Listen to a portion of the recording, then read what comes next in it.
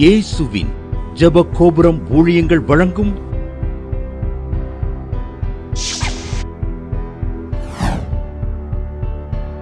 நம்பிக்கையிலே சந்தோஷமாயிருங்கள்.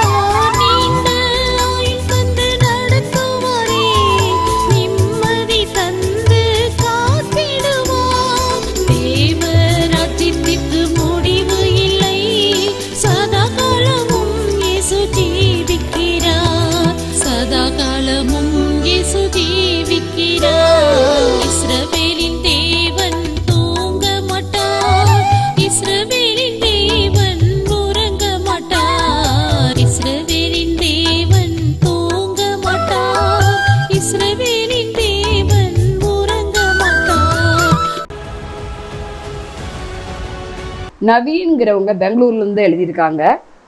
அவங்க வெளிநாடு போகணுன்னு ஆசை. ஏன்னா மனைவி நியூசிலாந்தில் படிப்புக்காக போனவங்க, அவங்க அங்கேயே வேலை கிடச்சி இருந்துட்டாங்க.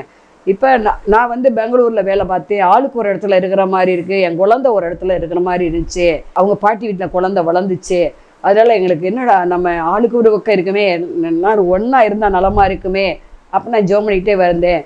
ஜாய் டிவி ஞாயிற்றுக்கிழமை நான் ஈவினிங் என்ன செய்வேன் பார்ப்பேன். அப்புறம் அம்மாட்ட நான் ஜோம் பண்ணேன், ஒரு சின்ன காணிக்கை அனுப்பினேன், அந்த ஊழியத்துக்கு டிவி ஊழியத்துக்கு அனுப்பிட்டு ஜோம் பண்ணேன். ஆண்டவர் எனக்கு விசா கிடைக்க உதவி செய்தார், எனக்கு வெளிநாட்டில் வேலையை கிடைக்க உதவி செய்தார். இப்போ நாங்கள் குடும்பமாக நாங்கள் வெளிநாட்டில் இருக்கிறோம். கர்த்தர் எங்களை குடும்பத்தை ஒன்று சேர்த்த தேவனுக்கு நன்றின்னு எழுதியிருக்காங்க.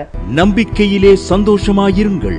ஆண்டவராய் இயேசு கிறிஸ்துவின் ஜீவனுள்ள நாமத்தினால இந்த ஜாய் டிவி நேயர்களுக்கு அன்பான வாழ்த்துக்களை தேவ சமூகத்திலிருந்து கூறுகிறேன். அல்லேலூயா. அவங்க ஒவ்வொருவருக்காக ஜெபிக்கிறோம், நீங்கள் எங்களுக்காக ஜெபம் பண்ணுங்கள். அல்லேலூயா. தொடர்ந்து ஜாய் டிவியில் ஞாயிற்றுக்கிழமை மாலை 7:30 மணிக்கு இந்த புரோகிராம் அநேகர் பார்க்குறீங்க. அதை முன்னக்கூடியே யூடியூப்பில் போட்டு விட்றாங்க ஜாய் டிவிக்காரங்க. கர்த்தர் அவங்கள ஆசீர்வதிப்பாராக. தேவல ஒவ்வொரு செவ்வாய்க்கிழமையும் ஈவினிங் 6:30 மணிக்கு ஜாய் டிவியில் நம்பிக்கையிலே சந்தோஷமாக இருக்க நிகழ்ச்சி ஒளிபரப்பட்டு வருகிறது. ஒவ்வொரு வெள்ளிக்கிழமை காலை 8 மணிக்கு நம்பிக்கை டிவியில் நம்பிக்கையிலே சந்தோஷமாக இருக்க நிகழ்ச்சி ஒளிபரப்பட்டு வருகிறது. ஒவ்வொரு வேலைக்கிழமை இரவு 8 மணிக்கு ஜாய் டிவி யூடியூப்பில் சிறப்பு செய்தியும் ஜெபமும் நடக்கிறது. இவ்வளோ 1ஆம் தேதி தோறும் யூடியூப்பில் வாக்குத்தத்த ஜெபம் மாலை 7 மணிக்கு 1ஆம் தேதி தோறும் நடக்கிறது. இதெல்லாம் பார்க்க மறவாதிருங்கள். தேவனால் எல்லாம் கூட பத்திரிக்கை கிட்டத்தட்ட 15 ஆண்டுகளாக வெளிவருகிறது. இந்த ஊழியங்களுக்காக தயவு செஞ்சு நீங்கள் ஜெபம் பண்ணுங்கள். இந்த ஊழியம் கர்த்தரையே சார்ந்திருக்கிறது. செபிக்கிற கொடுக்குற உங்களுக்கு இதில் பங்கு உண்டு. நீங்கள்லாம் ஜெபிக்கிறீங்க, கொடுக்குறீங்க, அதனால இந்த ஊழியம் தொடர்ந்து நடக்கிறது. இதுவரையும் ஜெபித்த கொடுத்த உங்கள் ஒவ்வொருவரையும் கர்த்தர் சீரொழுந்து ஆசீர்வதிப்பாராக. டிவி பங்காளர் திட்டத்துக்கு நீங்கள் இணையும்படி உங்களை தாழ்மையாக கேட்டுக்கொள்கிறேன். டிவி பங்காளர் திட்டம்னு ஆண்டவரே தொடங்கினார். அது 12 மாதமும், ஒரு வருஷத்துக்கு 12 மாதம். வெளிப்படுத்தி 22 அதிகாரத்தில் அது தெளிவாக எழுதப்பட்டிருக்கு. 2வது வசனம் 3வது வசனத்தில் நீங்கள் பார்த்து புரிஞ்சுக்கோங்க. அதை கொண்டு தான் பேசினார். என்ன ஆண்டவரே 12 மாதம்னு சொல்கிறீங்களே, அப்போ அது அந்த 12 மாதமும் தன் கனிகளை கொடுக்குமாது. ஏன்னா இந்த சுவிசேஷ ஊழியத்துக்கு 12 மாதங்களும் பலன் கொடுக்குறவங்க தேவை. நான் அவங்களுக்கு என்ன செய்வேன்? ஆரோக்கியத்தை கட்டளையிடுவேன். அதே மாதிரியா நிறைய பேருக்கு விடுதலை கிடச்சிருக்கு பங்காளரை சேர்ந்தவங்களுக்கு. அது சொன்ன கணக்கே இல்லை. சாட் சொல்லுவாங்க, அவங்களால முடிஞ்சதை தான் அனுப்புகிறாங்க. 500 1000 அல்லது அதுக்கு மேலேயோ ஆவியானவர் அவங்கள, அதாவது அவங்கவுங்கள ஆசீர்வதித்ததுக்கு தகுந்த மாதிரி தான் தசமாவங்களை நீங்கள் போகிற சர்ச்சைக்கு கொடுத்துருங்க. சுவிசேஷம் மற்ற ஊழியங்களுக்கு என்ன செய்யலாம், நீங்கள் காணிக்கினாலும் அவங்க தாங்கித்தான் ஆகணும். கர்த்தர் உங்களை ஆசீர்வதிப்பார், கண்டிப்பாக ஆசீர்வதிப்பார், கைவிடவே மாட்டார். உங்களுடைய ஜெபம் உங்களுடைய காணிக்கையினால தான் இந்த ஊழியம் தொடர்ந்து நடக்கிறது. அதுதான் உண்மை. ஆகவே இந்த மாதம் கூட அது நிறுத்தப்படுற மாதிரி சூழ்நிலை இருந்தது. எதை நிறுத்துன்னு எனக்கு தெரியல. ஏன்னா கிட்டத்தட்ட 20,000 தேவைப்படுது. இன்னும் ஒரு 20,000 இருக்கணும் பேலன்ஸு. அது இருந்தால் தான் இந்த எல்லா ஊழியுமே. நான் எதை நிறுத்துன்னு தெரியல. நம்பிக்கையை கொஞ்சம் நிறுத்தவா, இல்லை ஜாய் டிவியில் ஒரு 2 ப்ரோக்ராம் நிறுத்தவா, இல்லை யூடியூப் நிறுத்தவா, இல்லை தேவனால் எல்லாம் கூட பத்திரிக்கையை குறைக்கவா, என்ன செய்யணும் எனக்கு தெரியாமல் வெளிச்சேன். ஏன்னா நான் எண்ணி பார்க்குறேன் 20,000 குறையுது. அப்போ என்ன செய்கிறது ஆண்டவரே அப்படின்னு கேட்கும்போது ஆண்டவர் என்ன பண்ணார், நீ கையில் எடுக்கிற அந்த பிளாட்டினம் மோதிரம், பிளாட்டினம் அது தங்கம் கூட கிடையாது, தங்கம்னா விலை கூட, பிளாட்டினம் காசு கம்மி தான், அது கூட 2 கிராம் தான், இதை நீயே என்னுடைய சுவிசேஷ அறிவிப்பை நீ ஏன் கொடுக்கக்கூடாது அப்படின்னாரு. அப்போ நான் கேட்டேன், இந்த ஒன்று தான் எனக்கு இருக்குது, அது முத்திர மோதிரம் போல் நான் நினச்சி வச்சுக்கிட்டு இருக்கேன் ஆண்டவரே, வேறு எதுவும் எனக்கு கிடையாதுன்னு உமக்கே தெரியும் அப்படின்னு சொன்னேன். பரவாயில்ல, தனக்கு ஜீவனத்துக்கு உண்டானதே அவள் என்ன செஞ்சா, அந்த 7 விதவை போட்டுட்டான். அவள் பேர் பைபிளில் இடம்பெற்று விட்டது. மற்ற பெரிய பெரிய பணக்காரங்க போட்டதெல்லாம் இடம்பெறலை. எவ்வளோ போட்டாங்கன்னு ஆண்டவர் சொல்லலை. ஆனால் இவ 2 காசு தன் ஜீவனுக்கு வைத்திருந்ததுன்னா மறுவேளை சாப்பாட்டுக்கு வச்சிருந்ததையும் கொடுத்துட்டான். அப்போ இதில் நான் களி கூறுகிறேன்னு சொன்னார் ஆண்டவர். சரி, எனக்கு ஏதோ ஒரு முத்திர மோதிரமாக நினச்சி தான் ஆண்டவரை நான் விரலில் போட்டிருந்தேன், மற்றபடி ஒன்றும் இல்லை, எனக்கு நகைமையில் ஆசை எதுவுமே கிடையாது அப்படின்னு நான் ஏற்கனவே அது ஆண்டவருக்கு தெரியும். அப்படி நான் அதை கலட்டி சரின்னு சொல்லி, அதனால் எவ்வளோக்கு போகுது ஆண்டவரே, 10,000 கூட போகாதே அப்படின்னு நினச்சேன். சரி, எவ்வளோ போனால் உனக்கண்ணே, நீ கொடுத்து அதை வில்லு அப்படின்னாரு. விற்றுட்டு வந்தால் கரெக்டாக 9,116 பில்லோடு எனக்கு கையில் கொடுத்தாங்க. சரி, சோத்திரம் மிச்சம் இருக்குது. நான் இன்னும் 20,000 இன்னும் தேவை, மற்ற தேவையெல்லாம் வந்து சந்திச்சுட்டு வந்தார் கொஞ்சம் கொஞ்சமாக. நான் புதன்கிழமை ஷூட்டிங் எடுக்கணும். அப்போ நான் திங்கக்கிழமை வரையும் இந்த போராட்டம் எனக்கு இருந்துச்சு. சரி, அவங்க ஜாய் டிவிக்காரங்கிட்ட சொல்லிடலாமா அப்படின்னு யோசித்தேன். இந்த ப்ரோக்ராம் இந்த மாதம் வேண்டாம், நிறுத்திடலாம், இருக்கிறதுக்கு தகுந்த மாதிரி காசுக்கு தகுந்த மாதிரி போடுவோம் அப்படின்னு நான் நினச்சிக்கிட்டு இருக்கும்போது ஆண்டவர் என்ன செஞ்சார், என்னோட பேச ஆரம்பித்தார். நீ கொடுத்த அந்த பிளாட்டினம் என்னாச்சு, ராட்டினமாக சுத்து மகளேன்னு பாருங்க, ஜாக்காயிட்டே. என்ன ஆண்டவரே, அப்போனா இது நிறுத்தாது, ஒரு ராட்டினமாக சுற்றிக்கிட்டே இருக்குமா, ஏன்னா ஒரு ஜீவனத்துக்கு உண்டானே நீ கொடுத்துட்ட, சரியா? அப்போ அதை ஆண்டவர் அதே மாதிரியா பாருங்கள், அது ராட்டினமாக சுற்றுதுன்னா என்ன, உலகெங்கிலும் போய் சர்வ சிருஷ்டிக்கும் சுவிசேஷத்தை அறிவிங்கள், அந்த ஊழியம் தான் இப்போ நான் செஞ்சுக்கிட்டு இருக்கேன். அல்லேலூயா. கர்த்தரா சொல்லி ஜெபக்கூட்டத்துக்கு காசு தேவையில்லை. 4 வீட்டில் போய் ஜெபம் பண்ணிட்டு பேசாமல் வந்துடலாம். அவங்க சாப்பாடு கொடுத்தாலும் சரி, கொடுக்கட்டாலும் சரி, அது வேறு விஷயம். தண்ணி கொடுத்தா கூட குடிச்சிட்டு வந்துடலாம். ஆனால் இது டிவிக்கு பணம் கட்டி தான் ஆகணும், யூடியூபுக்கு பணம் கட்டி தான் ஆகணும், புக்குக்கு பணம் கட்டி தான் ஆகணும். பணம் இல்லாமல் வெளியே வராது. ஒத்தாசவர் பருவங்களுக்கு நேராக என் கண்களை ஏறெடுக்கிறேன். பார்த்திங்கன்னா அந்த பேலன்ஸ் எவ்வளவோ, அது கொஞ்சம் கொஞ்சமாக 500 1000 இப்படியே ஒரே நல்ல மக்கள் என்ன செஞ்சாங்க, அம்மா 500 காணிக்கப்பட்டிருக்கேன், 100 காணிக்கப்பட்டிருக்கேன், ஒருத்தவங்க 2000, இப்படி அநேகர் கொஞ்சம் கொஞ்சமாக கொடுத்து என்ன ஆச்சு, திங்கக்கிழமை தேவை சந்திக்கப்பட்டுச்சு. இப்போ தான் ஆண்டவர் சொன்னார், நான் அது ராட்டினமாக சுற்றுன்னு சொன்னல, இந்த உலக சுவிசேஷத்தை யாரும் நிறுத்த முடியாது. மக்கள் 1 மாதம் கொடுத்துட்டு 1 மாதம் கொடுக்கலன்னு கவலைப்படாத. நான் யாரையாவது என்ன செய்வேன், ஏவுவேன். ஆனால் நீ சொல்லு, பங்காளரை இணையும்படி நீ சொல்லு, அது மூலம்தான் இந்த ஊழியம் நடக்குது மகளே. நான் பங்காளர்களுக்கு ஆரோக்கிய சௌகத்தை வரப்பண்ணுவேன். சாபத்தை நீக்கி அவங்களை ஆசீர்வதிப்பேன். இந்த வெளிப்படுத்துகிற விசேஷம் 22 அந்த 2வது 1வது 3வது வசனம் வரையும் ஆண்டவர் பேசுகிறார். அப்போ அதை வச்சு தான் நான் தைரியமாக என்ன செய்கிறேன், சொல்கிறேன். எனக்கு இந்த காசு வாங்கி ஊழியரை பிடிக்கலாம் ஆண்டவரே நான் ஆண்டவர்கிட்ட சொல்லிட்டேன். ஆனால் ஆண்டவர் சொன்ன அவங்க ப்ளஸ்ஸிங்காக இனி ஒரு சாவும் வராது, தேவன்தாமே இனி ஒரு சாவும் வராது. அதை நல்லா படித்து பாருங்களேன். அந்த 22ஆம் அதிகாரத்தில் தெளிவாக எழுதப்பட்டிருக்கு வெளிப்படுத்தின விசேஷம். இனி ஒரு சாவும் வராது, தேவன் ஆட்டுக்குட்டியானவரும் இருக்கிற சிங்காசனம் அதில் இருக்கும், நான் அவங்களுக்குள்ளே இருப்பேன், அவங்கள ஆசீர்வதிப்பேன் அப்படின்னு சொல்லி சொன்னார். அதுக்கப்புறம் தான் திட்டத்தை நாங்கள் ஒழுங்கு பண்ணோம். ஆனால் நீ செய்ய வேண்டியது பங்காளர்களுக்காக என்ன பண்ணணும், உபவாசித்து ஜெபிக்கணும்னு சொன்னார். நான் அதைத்தான் செய்துக்கிட்டு இருக்கேன். ஒரு டீ கூட குடிக்காமல் உபவாசத்தோட ஜெபம் பண்ணி முடிச்சுட்டு தான் டீயே குடிக்கிறது, சாப்பிட்றது. காலையில் உபவாசத்தோடு அதை செய்கிறேன். அவங்களும் சாட்சியாக நிறையா என்ன செய்கிறாங்க, சொல்கிறாங்க. ஆகவே கட்டாயமல்ல விசனமாயுமல்ல. ஏன்னா நான் ஆண்டவர்கிட்ட அந்த காலத்துலேருந்து சொல்கிறது அதை ஊழியத்தலை எனக்கு உங்கள் உடுத்தவர் இருந்தால் போதும் ஆண்டவரை, வேறு எதுவும் வேண்டாம். உங்களுடைய ராஜ்யம் கட்டப்படணும், ரட்சிக்கப்படாத ஜனங்கள் எல்லாம் ரட்சிக்கப்படணும். அதுதான் என்னுடைய இயக்கம். பரலோக ராஜ்யத்தை ஜனத்தினால் நிரப்பணும். ஏன்னா வெளிப்படுத்தின விசேஷம் 19:1 சொல்லுகிறது, திரளான ஜனங்கள் அல்லேலூயா என்று ஆர்ப்பரிக்கிற சத்தத்தை பரலோகத்தில் கேட்டேன். யார் சொல்கிறது, யார் பார்த்தேங்கிறாரு, கேட்டேங்கிறார், யார், யோவான். அப்போ அது எனக்கு போதும் ஆண்டவரே, அது எனக்கு போதும். அப்போ ஒரு முறை ஒரு தீர்க்கதரிசி வந்தார் நான் போகிற சபைக்கு. இப்போ நான் என்ன எதிர்பார்த்து நான் சொன்னேன், எதுக்கு ஜெபிக்கணும்னு கேட்டார். நீங்கள் ஆவியானவர் ஜெபம் பண்ணுறபடி ஜெபம் பண்ணுங்க அப்படின்னு நான் சொன்னேன். உடனே அவர் என்ன சொன்னார் தெரியுமா, நீ உனக்கு இவாஞ்சலிக்கு ஊழியா? ஆமாம், இவாஞ்சலி ஊழி தான் செஞ்சுக்கிட்டு இருக்கோம். நீ நினைக்கிற அநேகர் ப்ரேயருக்கு வர்றாங்க, அற்புதம் பார்த்துட்டு போயிடுறாங்க, தொடர்ந்து அவங்க வர மாட்டேங்கிறாங்களேன்னு நினைக்கிற. ஆனால் நீ சுவிசேஷம் அறிவிக்கிறது அது ஒரு நாள் வீணாகாது. அவர் சொன்ன தீர்க்க தரிசனம். அவங்க பாதி பேர் என்ன பண்ணுவாங்க, சர்ச்சை கூட அவங்களுக்கு வர முடியாது, ஏன்னா வீட்டில் அவங்களுக்கு நெருக்கம். ஆனால் வீட்டில் அவங்க என்ன செய்கிறாங்க, ரகசியமாக ஜெபம் பண்ணுறாங்க, மகளே துதிக்கிறாங்க, என்னை ஆராதிக்கிறாங்க. அவங்க இயன்றதை என்ன செய்கிறாங்க, ஊழியங்களுக்கு கொடுக்குறாங்க. நிச்சயம் யாருமே ஒரு ஆத்மா கூட நீ சுவிசேஷத்தில் செலவழித்தது விருதா போகாது. எல்லாரும் பரலோகத்துக்கு வருவாங்கன்னு சொன்னோன்னே எனக்கு ரொம்ப சந்தோஷம். அது போதும் ஆண்டவரே. பாதி பேர் சீசர்களை பின்பற்றுறாங்க, பாதி பேர் வர முடியாத சூழ்நிலை இருக்காங்க என்ன. ஆனால் எல்லாருமே டோட்டலாக நீ பரலோகத்துக்கு வந்துடுவாங்கன்னு சொன்னோன்னே எனக்கு அது போதும் ஆண்டவரே, வேறு எந்த சந்தோஷமும் எனக்கு இல்லை அப்படின்னு சொல்லி நான் ஆண்டவர்கிட்ட சொன்னேன். அப்புறம் சொன்னார், எனக்கு ஒரு இடங்கள்லாம் கிடையாது, சொந்த வீடே கிடையாது, சொந்த ப்ரேயர் டவரும் கிடையாது, வாடகை இடத்துல தான் நடக்குது.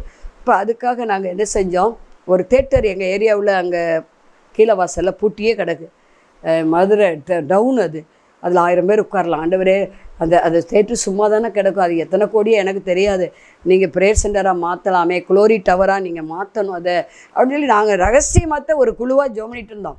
ஆனால் அந்த தீர்க்கதரிசி சொன்னார், அவர் துபாயிலேருந்து வந்திருந்தார். அவர் சொன்னார், உங்களுடைய டார்கெட்டு ஒரு பழைய தேட்டர்னாரு. கரெக்டாக அடித்தார் பாருங்க, அதிர்ந்து போனேன் நான். இவருக்கு எப்படி தெரியும்? அப்போ ஆண்டவர் நம்ம ரகசியமாக ஜெபிக்கிறதா அறிஞ்சிருக்கிறாரு. அப்போ நிச்சயம் தருவார். குளோரி டவர்னு பேர் வச்சு ஜெபம் பண்ணிகிட்டு இருக்கோம். எல்லாம் பிரேயர், வாகன வசதி தேவைப்படுது, எந்த வசதியும் என்கிட்ட கிடையாது. எங்கேயும் போனால் ஆட்டோ பிடிச்சி போவேன், வாடகை கார் பிடிச்சி போவேன், எதுவும் கிடையாது. ஏன்னா ஊழியத்துக்காக நான் அது ஆண்டவர் கொடுக்குன்னு வாங்கிக்கிறேன். நான் கர்த்தர் தருவார். அப்போ நீங்கள் இந்த ஊழியத்தை தாங்குங்க, ஜெபிங்கள், கர்த்தர் உங்களை ஆசீர்வதிப்பார். உங்களுக்காக நாங்கள் உபவாசத்தோடு ஜெபிப்போம் என்பதை வாக்கு பண்ணுகிறேன். கர்த்தர் உங்களை ஆசீர்வதிப்பார். சரி, இந்த நாளையும் கூட செய்தியுடைய தலைப்பு, விண்ணப்பத்தை கேட்டேன், உன் கண்ணீரை கண்டேன். ஏசாயா 38:5 1 முதல் நீங்கள் வாசித்து பார்த்துக்குங்க. அந்நாளில் எசேக்கியா மரணத்துக்கு ஏதுவாக இருந்தான். ஆமோசின் குமாரனாய் ஏசாயா என்னும் தீர்க்கதரிசி வந்து அவனை நோக்கி, நீ உமது வீட்டுக்காரியத்தை ஒழுங்குபடுத்த நீர் பிழைக்க மாட்டீர், மரித்து போவீர் என்று என்ன செஞ்சான், கர்த்தர் சொல்லுகிறார் என்று சொன்னான். அப்பொழுது எசேக்கியா தன் முகத்தை சுவர் பக்கமாய் திருப்பி கொண்டு வந்து என்ன கர்த்தரை நோக்கி, கர்த்தாவே, நான் உமக்கு முன்பாக உண்மையும் மன உத்தமமாய் நடந்து உம் பார்வைக்கு நலமானதை செய்தேன் என்பதை நினைத்தருளு என்று விண்ணப்பம் பண்ணி எசேக்கியா மிகவும் அழுதான். பாருங்கள், ஐசு நாட்களில் 15 வருஷம் கூட்டி கொடுத்தது உண்மைதான். அவனுக்கு பிளவில் 10 போடுகள் இருக்குது. அத்திப்பழ அடையை கொண்டு வந்து பிளவில் 10 போடுங்கள், அப்பொழுது குணமாவான்னு ஏசாயா சொல்கிறாரு. ஆனால் பிளவு என்பது அது கேன்சரை குறிக்குமா? கொடிய ஒரு கேன்சர், எந்த டாக்டராலும் குணமாக்க முடியாது. ஏன்னா அவர் ராஜா, எந்த நாட்டிலையாவது போய் பெஸ்ட்டு டாக்டர் பார்த்து சுகமாக்கணும்னு பிரயாசப்பட்டிருப்பார், கண்டிப்பாக பிரயாசப்பட்டுருவார். அந்த நாட்டு மக்களும் அவருக்கு சப்போர்ட் பண்ணியிருப்பாங்க. ஆனால் யாராலையும் குணமாக்க முடியல. ஏசையா மூலம் ஆண்டவர் சொல்லி அனுப்புகிறாரு, எப்பா வீட்டு காரியத்தை ஒழுங்குபடுத்துப்பா, நீ மறிக்க போகிற, எல்லாத்தையும் எதை பிரித்து கொடுக்கணுமோ கொடுப்பா, உன் மனைவிக்கு பொறுப்பை கொடு, உன் பிள்ளைகளுக்கு பொறுப்பை கொடு, அமைச்சர்களுக்கு பொறுப்பை கொடு, உன் கட்சிக்காரங்களுக்கு பொறுப்பை கொடு, இதை கொடு அதை கொடு, எப்படி என்ன செய்யணும் அதெல்லாம் அவர் சொல்லும்போது அவர் என்ன பண்ணார், உடனே அவர் சொல்கிறத காதில் வாங்கிட்டு அவர் போனது தேவ சமூகம், ராக அதிகாலா தேவ சமூகத்தில் போய் சுவர் பக்கமாக திரும்புகிறாரு. காரணம், சுவர் பக்கம் எதை குறிக்கக்கூடியதாக இருக்குது அப்படின்னா, நான் பார்த்தா ஆண்டவரை மட்டும் பார்ப்பேன். ஏன்னா சுற்றிலும் பார்த்தா என்ன நடக்கும், மக்கள் ஐயோ சாக போகிறேன்னு தெரிஞ்சாவே ஒரு கூட்டம் கூடிரும். மனைவி பிள்ளை சும்மா விடுவாங்க, பேரம்பேத்தி சும்மா விடுவாங்க, சொல்லுங்க பாப்பா, முன்னக்கூடியே அழுக ஆரம்பிச்சிருவாங்க, வீடு ஃபுல்லாக அழுக சத்தமாக தான் இருக்கும். அவர் என்ன பண்ணார், ரகசியமாக சுவர் பக்கமாக திரும்பி ஒரு ரூமுக்குள்ளே போயிருப்பார்னு நினைக்கிறேன், சுவர் பக்கமாக திரும்பி அவர் ஆண்டவரை நோக்கி கதறாரு, ஆண்டவரே உமக்கு முன்பாக நான் உண்மை உத்தமாக இருந்தனே, நான் எதுவும் நீதிகேடு எதுவும் நான் செய்யலையே, உம்முடைய பார்வைக்கு நலமானதை செய்தனே, மன உத்தமாக இருந்தனே, மனுஷர் 1000 குற்றம் என் மேலே சாட்டினால உமக்கு முன்பாக நான் உண்மையாக இருந்தனே, உண்மை உள்ளவன் பரிவுன்னு ஆசீர்வாதங்களை பெறுவான். நீங்களும் நானும் கர்த்தருக்கு முன்பாக உண்மையாக இருக்கணும். மனுஷர் இல்லாதவளாக சொல்லும்போது நம்ம மகிழ்ந்து களி கூறணும். பரலோகத்தில் நமக்கு பலன் மிகுதியாக இருப்பது உறுதி. பாருங்கள், நம்ம 100 நன்மை இருந்து 99 நன்மை செஞ்சுருப்போம், அந்த ஒரு நன்மை நம்ம செய்ய முடியாமல் இருக்கலாம், அதைத்தான் ஜனங்க குறை சொல்லுவாங்க. அந்த செஞ்ச 99 மறந்துடுவாங்க. இதான் உலகம் சொல்ல உப்பு கொடுத்தவரை நீ உள்ளளவு நினை அப்படிங்க. ஆனால் எங்கே நினைக்கிறாங்க சொல்லுங்க பாப்பா, நான் பார்த்துட்டேன். கொஞ்சம் பணம் காசு சேர்ந்த உடனே அப்படியே என்ன பண்ணுறாங்க, நமக்கு விரோதமாக தான் எழும்புறதை பார்ப்போம். நான் பார்த்துட்டேன், ஊழிய அனுபவத்தில் பார்த்துட்டேன். எத்தனை பேர் ஜோமணி தருத்திரரு கடல்லாம் நல்லா விடுதலாகி வீடு கார் பங்களாலாம் வைக்கிறாங்கன்னு இன்றைக்கி கண்ணு மறைக்குது அவங்களுக்கு. அன்றைக்கி ஒரு காலத்தில் ஜபத்துக்கு ஓடி வருவாங்க, நம்ம என்ன ஆலோசனை கொடுத்தாலும் கேட்பாங்க. இப்போ என்ன செய்கிறது, எனக்கு எல்லாம் தெரியும் அப்படின்ற மாதிரி போவாங்க. பரவாயில்ல, இதுக்கு பேர் பேட்டிமை. ஆனால் இப்போ என்ன பண்ணுறான், இசைக்கியா தாழ்த்துறான். அவன் ஒரு ராஜா தான், தாழ்த்துறான். ஆண்டவரே பாரு, ஆண்டவரே என்னை ஏசாயா தீர்க்கதரிசி சொல்லிட்டாரே, நீர் சொன்னதாக சொல்லிட்டாரே, கர்த்தர் சொல்லுகிறான்னு சொல்லிட்டாரே, நீ சாக போகிறேன்ட்டாரே. அவர் என்ன நினச்சிருக்காரு, நமக்கு எப்படி இந்த வியாதி சுகமாகும், ஒரு குறிப்பிட்ட நேரம் தான் நினச்சிருந்துருப்பார். திடீர்னு ஏசாயா நீ சாக போகிறேன்னு சொன்னால் எவ்வளவு வேதனையாக இருக்கும், கொஞ்சம் யோசித்து பாருங்கள். அழுகிறாரு. நம்ம பிழைத்து சுகமாக இருப்பதற்கு டாக்டர் ஒருவேளை கைவிட்டுருக்கலாம். டாக்டர் கைவிட்ட அந்த நோயை ஆண்டவர் சுகமாக்க முடியும். யோகவா ரப்பா சுகமாக்க முடியும். ஆண்டவர் இப்போ எனக்கு பாட்டு கொடுத்து ஒரு நல்ல யோகவா ரப்பான்னு ஒரு பாட்டையும் கொடுத்தாரு. அது நிச்சயம் அதெல்லாம் பாடும்போது லிரிக்ஸ் வடிவில் போட போகிறோம் யூடியூப்பில். ஆண்டவர் பேரையும் கொடுத்துருக்காரு அந்த பாடல்களுக்கு. முதல்ல தேவ சமூக பாடல்கள் அப்படின்னு போட்டிருந்தோம். ஆனால் இப்போ ஆண்டவர் பேர் சொன்னார், த லார்ட் ப்ரெசன்ஸ் சாங்குன்னு சொல்லியிருக்காரு. அதுபோல் தேவ பிரசன் நிறைந்தது. ஒவ்வொரு இக்கட்டான வேலையில், ஒரு சோதனையான ஒரு நேரத்தில், உதவியற்ற ஒரு நேரத்தில், கைவிடப்பட்ட ஒரு நேரங்களில் ஆண்டவர் எனக்கு பாடலாக கொடுத்தாரு. மகளே இதை பாடுகிற அந்த வரிகள் ஃபுல்லாக ஒவ்வொரு பாடலுமே நிறைய பாடலை கொடுத்துருக்காரு. அதில் கொஞ்சம் அந்த தடவை நல்ல மியூசிக்கலாக சேர்த்து போடணும். ஆண்டவர் 150 சங்கீதத்தை கொண்டு பேசினார். அதுக்கான வழிமுறைகள் 5000 10,000 இப்படி ஆண்டவர் கொடுக்கக்கூடிய பிள்ளைகளை எழுப்பி என்ன ஆயிடுச்சு, இப்போ ரெடி ஆயிடுச்சு. அடுத்த இந்த மாதம் லாஸ்ட்டில் வெளியே வந்துடும் நினைக்கிறேன். அதை நீங்கள் கேளுங்க. ஏன்னா இந்த ஏசைக்காவுக்கு வியாதி குணமாச்சு. ஒவ்வொருப்பாடு எனக்கு ஒரு பாட்டு ஆண்டவர் கொடுத்தாரு. அதை பாடும்போதே நான் சுகம் பெற்றதை உணர்ந்தேன். என் பேரனுக்கு ஏதோ ஒரு ஃபீவர் ரொம்ப கஷ்டப்பட்டான், நிமோனியா சம்மந்தப்பட்டது. அவனுக்கு அந்த பாட்டு கிடைச்ச உடனே தான் விடுதலை கிடச்சிச்சு. அதை பாடும்போதே அவனுக்கு விடுதலை கிடச்சிச்சு. இப்படி அநேகருக்கு வியாதியிலேருந்து விடுதலை கிடைக்குது. ஒருத்தவங்க கேன்சர்லேருந்து விடுதலை கிடச்சிருச்சுன்னு சொன்னாங்க. ஒருத்தவங்க பயங்கர கொடிய தலைவலிருந்து விடுதலை கிடச்சின்னு சொன்னாங்க. ஒருத்தவங்க நரம்பு ப்ராப்ளத்துக்காக பல வருஷமாக நான் ட்ரீட்மெண்ட் எடுத்தேன், எனக்கு அந்த பாட்டு பாடிக்கிட்டு இருக்கும்போதே சரியாச்சு. அப்போ அப்படிப்பட்ட ஆவியானவர் கொடுத்த ப்ரெசன்ஸு ஒரு பாடல் அது.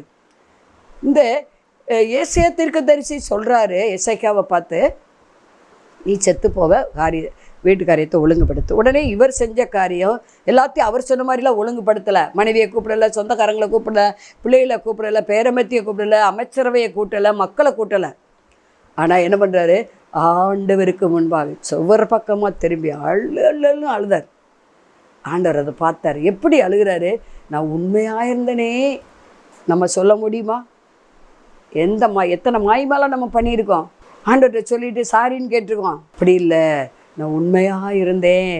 அடுத்து சொல்கிறாரு, உங்களுடைய பார்வைக்கு நான் நலமானதை செய்தனே. மனுஷர் பார்வைக்கு அவங்க நம்ம குற்றவாளியாக சொல்லியிருக்கலாம்.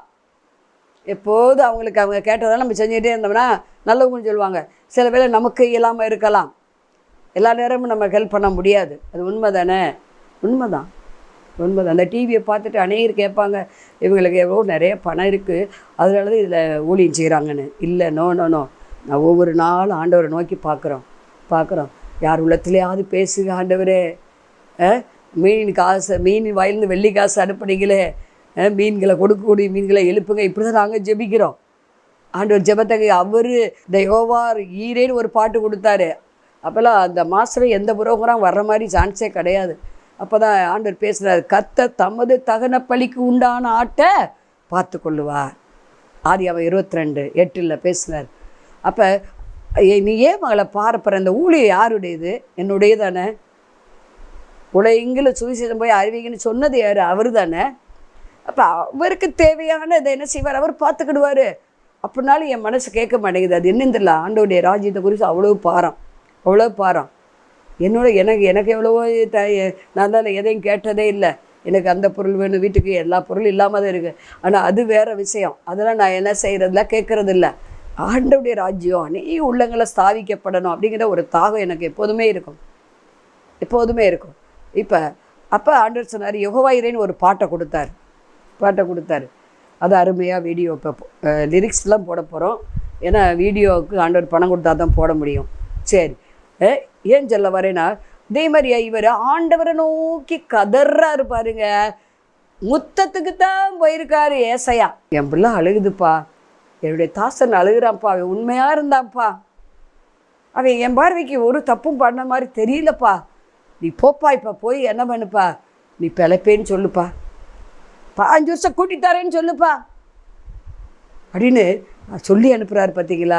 உடனே அவளுக்கு அவ்வளோ சந்தோஷம். அதுக்கான மெடிசனும் சொல்லிட்டாரு. உலகத்தில் எந்த டாக்டரும் குணமாக்க முடியல. ஆனால் அந்த மெடிசன் அத்திப்பழ அடையை கொண்டு வந்து 10 போடு, அப்பொழுது அவன் பிழைப்பார். பார்த்தீங்களா? நீ 3வது அதுக்கு என்ன அடையாளம்? சூரிய பாகையில் பின்னிட்டு திரும்புவேன், 10 பாகை பின்னிட்டு திரும்புவேன். முன்னாடி நகர்றது ஈசி முள் கடியாரம், ஆகாசிரிய சூரிய கடியாரத்தில் பின்னிட்டு அடையாளத்தோடு. ஏன்னா அப்போ தான் எசைக்க நம்புவார். ஆகவே நீங்கள் நானும் கூட நம்ம விண்ணப்பம் கேட்கப்படுவதற்கு ஆண்டவரை நோக்கி பார்க்கணும், மனுஷரை பார்க்கக்கூடாது. அப்புறம் நோக்கி அழுது என்ன செய்யணும்? ஜெபிக்கணும். அடையாளத்தோடு கூட ஜெபம் பண்ணணும். அடுத்து நம்ம பார்க்குறோம், ஆண்டவர் கொடுக்குற ஆலோசனை கீழ்ப்படியணும். அதென்ன அத்திப்பழ அடை ஈஸி தானே, அது குறைஞ்ச விலை தானே. எவ்வளோ உயர்ந்த மெடிசன்லாம் சாப்பிட்டேன், கேட்கலையே. அதென்ன அத்திப்பழ அடைன்னு அவன் சொல்லவே இல்லை. ஆலோசனைக்கு கீழ்ப்படிந்தார். நம்ம விண்ணப்பம் கேட்கப்படுவதற்கு, நம்ம கண்ணீர் துடைக்கப்படுவதற்கு ஆண்டவரை நோக்கி ஜெபிக்க வேண்டும். 2வது அடையாளங்களோடு ஜெபிக்க வேண்டும், அடையாளங்களை கேட்க வேண்டும். 3வதாக ஆலோசனைக்கு கீழ்ப்படிய வேண்டும். பாருங்கள், அது அப்படி பண்ணதுனால கர்த்தர் 5 வருஷம் கூட்டி கொடுத்தாரா? அந்த கேன்சர் அட்ரஸே இல்லாமல் ஆக்குனார். ஏசியா கண்ணீர் துடைக்கப்பட்டது, விண்ணப்பம் கேட்கப்பட்டது. தாவீது விண்ணப்பம் என்ன செஞ்சுட்டு கேட்கப்பட்டது. 42 இது சங்கீதம் 3 சொல்லுகிற, இரவும் பகலும் என் கண்ணீரே உணவாயிட்டு. இதை சொன்னது யார்? தாவீது. 1 சாமுவேல் 30 அதிகாரத்தில் அவர் எல்லாவற்றையும் இழந்து நிற்கிறார் கீழ்காலில். அப்போ மனைவி எல்லாத்தையும் கொள்ளையடிச்சு போயிட்டாங்க. அமலேக்கர் வந்து அமைச்சருடைய பிள்ளைகள் எல்லாத்தையும். அப்போ அதை திருப்பி கொள்வதற்கு அவர் ஏபோத்தை தரித்து கொண்டு தேவ சமூகத்தில் நிற்கிறார். அதை தண்டை தொடரலாமா, திரும்ப பெறுவேனா அப்படின்னு அழுகையோடு கேட்குறாரு. பலன் இருக்க மட்டும் அழுதாராம். உங்களுக்கு பலன் இல்லையா? கண்ணில் கண்ணீர் வத்தி போச்சா? அவ்வளோ அழுது விண்ணப்பம் பண்ணுறீங்களா? ஆண்டவர் அந்த விண்ணப்பத்தை கேட்குறாரு. தாவீது இழந்து போன எல்லாத்தையும் திருப்பி கொண்டான். நீங்கள் எதுக்கு, எந்த இழப்பை நினச்சி நீங்கள் கதறீங்க? யாரை நினச்சி அழுகிறீங்க? சிறிய ஏன் அழுகிறாய்? அல்லேலூயா. ரகதி கபாபா லபரபஷே. என் மகனே, நீ ஏன் அழுகிற? என் மகளை ஏன் அழுகிறேன்னு ஆண்டவர் உங்களை கேட்குறார். நான் உனக்கு என்ன செய்யறேன்னு கேட்குறார் பாருங்க. இங்கே தாவீது இழந்து போனதெல்லாம் பெறுவதற்கு அழுது விண்ணப்பம் பண்ணினான். அது என்ன செஞ்சுட்டு பெலன் இருக்க மட்டும் அழுது ஜெபம்னா. அப்போ பெலன் இருக்க மட்டும் நீங்கள் அழுங்க, இனிமேல் எனக்கு அழுக பெலனில் ஆண்டவரே. அப்போ ஒரு மராக்கள் நடக்கும், கர்த்தர் செய்வார். நீங்கள் இழந்து போன எல்லாரையும் திருப்பி கொள்ளுங்க. இழந்து போன சுகம், இழந்து போன ஆயுசு, இழந்து போன பொண்ணு பொருள் எல்லாவற்றையும் நீங்கள் என்ன செய்வீங்க? திருப்பி கொள்ளுவீங்க. ஆண்டவர் தீர்க்க தரிசனமாக இந்த செய்தியை கொடுக்கிறார். மார்க்கு 9:24 அங்கே ஒரு மனிதன் அவிசுவாசம் நீங்கும்படி ஒரு வாலிபனுடைய தகப்பன் வந்து சொல்கிறார். அவனுக்கு அசுத்தாய் பிடிச்சி தீயிலும் தண்ணீரில் அவனை கொல்ல வருது. அவன் சீசட்டை கொண்டு வரான். அந்த குமாரனை குணமாக்க முடியல. அந்த தகப்பை லாஸ்ட்டாக ஏசிட்ட வருகிறான். அப்போ சொல்கிறாரு, சீசட்டை கொண்டு வந்தே முடியலை, அவனை தீயும் தண்ணீரையும் கொல்லுது அப்படின்னு சொல்லும்போது அவர் என்ன சொல்கிறாரு? அவிசுவாசம் வராமல் விசுவாசமாயிருன்னு சொல்கிறாரு. அப்போ உடனே அவன் சொன்னான், அவிசுவாசம் நீங்கும்படி எனக்கு உதவி செய்ய கண்ணீரோடு ஜெபிக்கிறான். இதை பார்த்து கொண்டு இருக்கிற அருமையான சௌரிய நீங்கள் பைபிள் படித்தாலும் விசுவாசமும் படிக்க மாட்டேங்கிறீங்க, விசுவாசம் அதை பேச மாட்டேங்கிறீங்க, கை கொள்ள மாட்டேங்கிறீங்க. அதனால தான் உங்களுக்கு அற்புதம் நடக்கலை. ஆண்டவர் தெளிவாக சொல்கிறாரு, ரேகா தகல அவிசுவாசம் நீங்கும்படி விண்ணப்பம் பண்ணுங்கள், அழுகையோடு பண்ணுங்க. விசுவாசம் உங்களுக்கு மலையை பெயர்க்கத்தக்க விசுவாச ஆண்டவரை கொடுப்பார். உங்கள் விண்ணப்பத்தை கேட்கிறார், உங்கள் ஜெபத்தை கேட்கிறார், உங்கள் கண்ணீரை காண்கிறார். அவனுக்கு அவிசுவாசம் நீங்கும்படி ஆண்டவர் உதவி செஞ்சார். அவன் கண்ணீரோடு கேட்டதுனால அவன் மகனுக்கு விடுதலை கொடுத்துட்டார். எந்தெந்த காரியங்களை நீங்கள் அவிசுவாசப்படுறீங்க? காற்றும் இல்லை, மழையும் இல்லை, வாய்க்கால் தண்ணீராக நிரப்பப்படும். அவிசுவாசம் நீங்கும்படி அழுது ஜெபம் பண்ணுங்க. உங்களுக்கு விசுவாசத்தை மலை பெயர்க்கத்தக்க விசுவாசம் தருவார். வியாதி நேரம் ஆண்டவர் ஜெபம் பண்ணுங்க, கர்த்தர் வியாதியை நீக்குவார். ஆயுசு நாட்கள் கம்மியாக இருக்குது, டாக்டர் சொல்கிறாங்களா நீ இத்தனை வருஷம் தான் இருப்ப, இவ்வளோ நாள் இருப்பேன்னு. ஆயுசு நாட்களில் கர்த்தர் பெருக பண்ணுவார். தாவீது இழந்து போனதுக்காக கண்ணீரோடு ஜெபிக்கிறார். இழந்து போன எல்லாவற்றையும் திருப்பி கொண்டார். யோபு சாத்தானால் சோதிக்கப்படும் போது அழுகிறார், கண்ணீர் வடிக்கிறார். சாத்தானால் புடமிடப்பட்டு, அதாவது ஆண்டவர் அனுமதியோடு தான் அந்த காரியம் நடக்குது.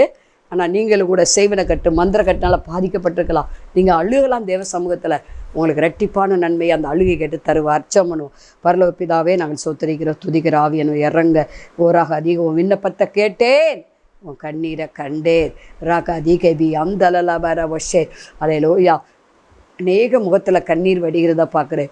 ஆண்டவர் உங்கள் நீண்ட நாள் விண்ணப்பத்துக்கு இன்றைக்கு பதில் தருகிறார். அலையலோயா. முறிந்த உறவுகள் திரும்ப இணைகிறது, பாக பிரிவின சொத்து உங்களுக்கு வருகிறது. ராக்கா தீகாபி அந்தலபரபா நீக்கதகலபரபா. ஓ ரபாலபா. என் கணவர் குடியிலிருந்து விடுதலை வேணும்னு ஜெபிக்கிறீங்க, கர்த்தர் விடுவிக்கிறார். மனுஷன் வர விடுதலை ஆக்கின மெய்யாவே விடுதலை ஆவீர்கள். அலையலோயா. நீங்கள் விபச்சாரத்திலிருந்து என் பிள்ளைக்கு விடுதலை வேணும், என் கணவனுக்கு விடுதலை வேணும்னு ஜெபிக்கிறீங்க, கர்த்தர் விடுவிக்கிறார். ஆவியார் எங்கே இருக்கிறார்? அங்கே விடுதலை உண்டு. ஓ ராக அதிகபாலபரபசே அலையலோயா. ராக அதிகபாபா. என் பிள்ளைக்கு ஒரு குழந்தையாவது கர்த்தர் தரணும்.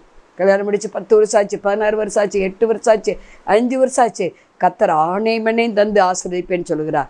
இயேசு கிறிஸ்து நாமத்தில் விசுவாசத்தோடு சோத்திரத்தோடு ஜெபிக்கிற நல்ல பிதாவே, ஆமென். மாணவர்களே, அதிசய கல்வாரி ஊழியங்கள் மூலம் ஒவ்வொரு மாதமும் தேவனால் எல்லாம் கூடும் பத்திரிகையை நாங்கள் வெளியிடுகிறோம்.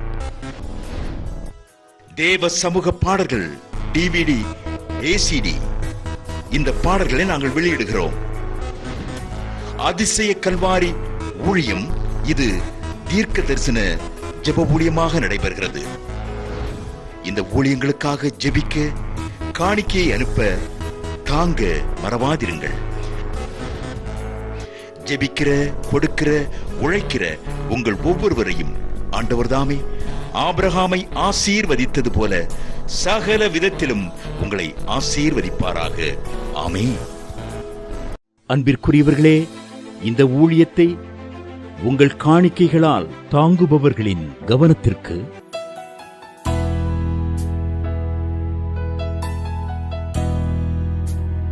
ஜிபே மூலமாகவும் நீங்கள் தாங்கும்படி உங்களை பட்சமாய் கேட்டுக்கொள்கிறோம். எங்களுடைய ஜிபே எண்ணானது 9439308550. எங்களது முகவரி சகோதரி எலிசபெத் சுந்தர்ராஜன், எண் 27, பொதிகை தெரு, குழந்தைச்சாமி நகர், வண்டியூர், மதுரை 20.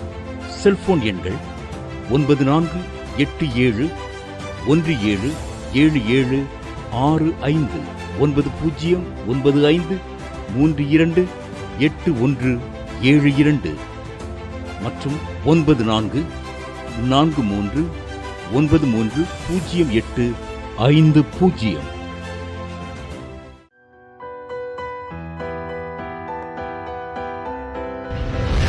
கர்த்தர் உங்களை ஆசீர்வதிப்பாராக.